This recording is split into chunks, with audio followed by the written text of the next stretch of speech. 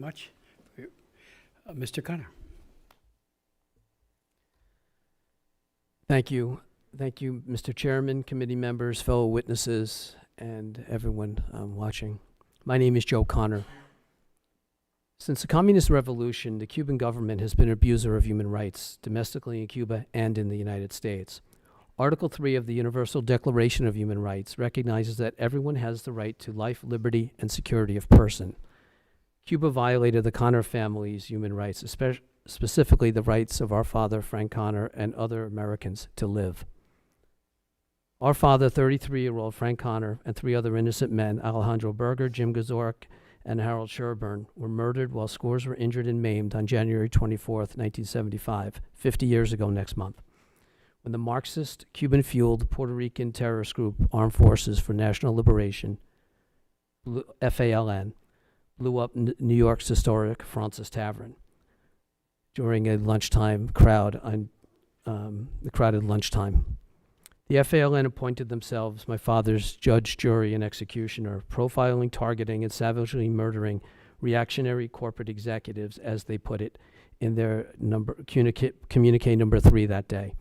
The Connor family had planned to celebrate my 9th and my brother's 11th birthdays that very night.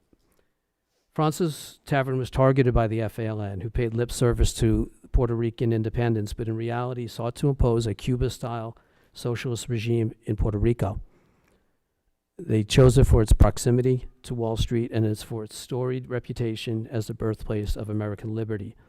Alexander Hamilton and the Sons of Liberty met there.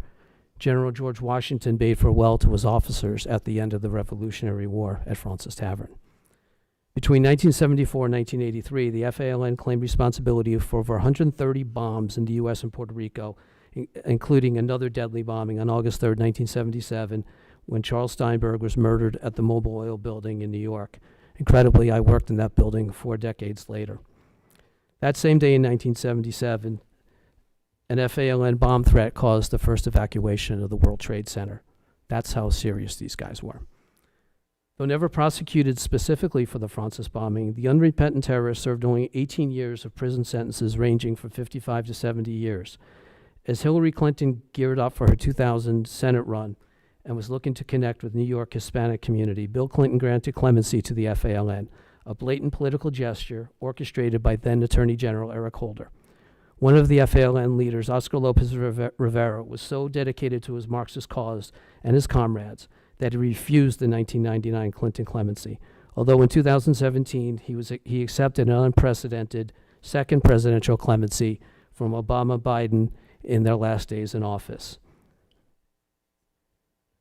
Shortly after his release, on May 18th, 2017, Cuban President Raul Castro released a message to Lopez Rivera congratulating the terrorist with all the honors and affection you deserve. William Morales, chief bomb maker, was not offered clemency by Obama or Clinton. Morales lightly built a deadly device used at Francis and Mobil Oil. On July 12, 1978, which would have been my dad's 37th birthday, Morales blew off part of his face and 9 of his fingers when a bomb he was crafting exploded in his Queens bomb factory. The apartment contained explosives, incendiary devices, mixtures, tools, FAL and communiques, and even the copy machine used to make those communiques, including the January 4th one.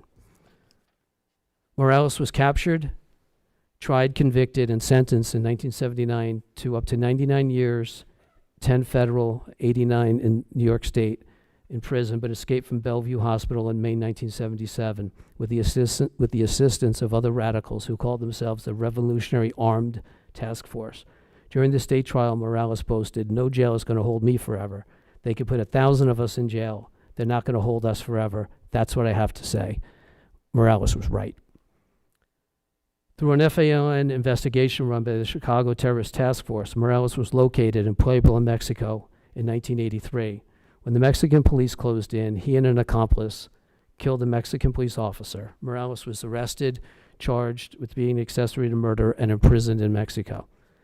In 1988, defying President Reagan's extradition demands, the sympathetic Mexican government allowed Morales safe haven to Cuba, where he remains a guest of the regime, along with scores of murderous, felonious fugitives, such as Victor Garena and Black Liberation Army cop killer Joanne Chesimard. On May 2nd, 1973, Chesimard and two accomplices opened fire on two New Jersey state troopers during a motor vehicle stop. Chesimard and her accomplice wounded one state trooper and executed Warner Forster at point-blank range. After a 6-week trial in March 1977, Chesimard was found guilty of first-degree murder and was sentenced to life in prison.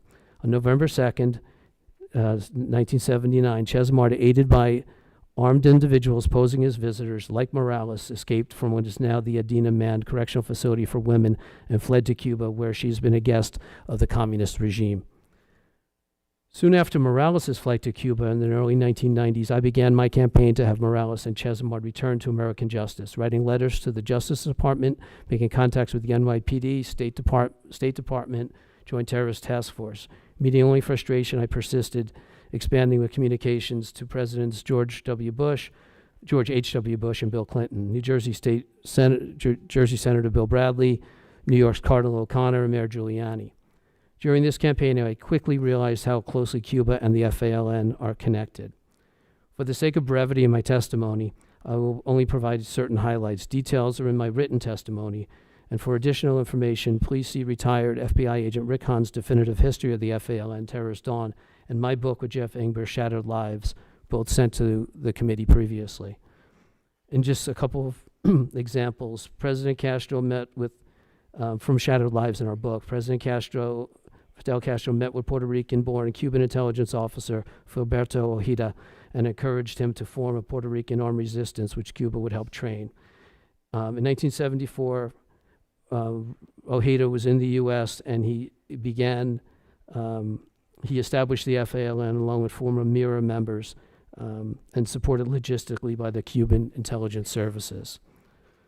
In October 27, 1975, communique left at the site of the FALN's bombing in the Standard Oil building in Chicago read, "The FALN welcomes the support given the Puerto Rican national liberation struggle at the Solidarity Conference in Cuba. We especially acknowledge the moral support given to our organization by the Cuban people and government in a speech made by Prime Minister Fidel Castro." But the history of Cuba supporting Puerto Rico through terrorism goes back decades before the FALN and the Weather Underground, who was also involved. In September 1979, President Carter, as a significant humanitarian gesture, commuted the sentences of 4 imprisoned Puerto Rican nationalists who were convicted of a 1954 armed assault on the Capitol building that left 5 congressmen shot and wounded. After their release, the freed prisoners jointly embarked on a victory tour, appearing in Chicago, New York, and Puerto Rico. They claimed they had no remorse and could not rule out future violence in the name of Puerto Rican independence. Not long after, they returned to Havana as honored guests of Fidel Castro. The 1983 $7 million Wells Fargo robbery in Hartford, Connecticut was another demonstration of the ongoing links between Puerto Rican Marxists and Cuba. Some of these $7 million went to purchase of a motorhome used for sneaking FALN terrorist Victor Guerrera into Mexico. Massetti, one of the people involved, waited at the border and helped disguise Guerrera, handed him a Cuban passport, and arranged his flight from Mexico City to Havana. Cuba kept about half the stolen money, according to conversations the FBI intercepted among Los Macheteros members. Despite my efforts and Cuba's sponsoring of terrorists, the Obama administration removed Cuba from the state sponsor of terror list. On July 1st, 2015, President Obama announced the establishment of formal relations with Cuba before actually visiting the Marxist state in March 2016. As Obama announced the Cuba visit, I immediately began receiving texts, calls, and emails from reporters who knew our family's longstanding fight for justice. Ironically, I answered those requests from Joint Base Guantanamo Bay. You see, I'm a 9/11 family member, too. My cousin Steve Scheig was murdered on 9/11 as I saw the planes hit. He was my dad's godson. And I was in Guantanamo Bay at that time, witnessing the pretrial hearings of Khalid Sheikh Mohammed and the other terrorists. Our family has continued to fight through this endless injustices directed at my dad, along with fighting the reprehensible clemencies, ending Oscar Lopez Rivera's 2011 parole bid by facing him at the federal prison in Terre Haute, Indiana. We also successfully forced the City University of New York in 2013 to close down the disgusting Guillermo Morales Asante Shakur Student Center on campus. CUNY had a student center named for 2 convicted terrorists, one of whom was complicit in my father's murder. And my father went to CCNY. Incredibly, but not surprisingly, in November 2017, only 10 months after his second presidential clemency, Lopez was received as an honored guest in Havana, where he paid tribute to the late Commander-in-Chief Fidel Castro and Che Guevara and was decorated with the Order of Solidarity. Our families fought for Morales' extradition to the U.S. for decades to hold Cuba responsible for their role in our father's death and in protecting members of the terrorist group who murdered him. In 2024, following lobbying by our family, the Frank Connor Warner Forster Justice Act was introduced by Senator Marco Rubio, co-sponsored by Senator Rick Scott. The Walter Patterson and Warner Forster Justice and Extradition Act was introduced in the House of Representatives in 2023. We currently have a documentary film on these issues. The Connor and Patterson Acts both call out Cuba for stomping on Americans' human rights, for supporting and sponsoring terrorists. They demand the return of Morales, Ches Margarena, and others to face justice, and to keep Cuba, the human rights violator, on the state-sponsored terror list.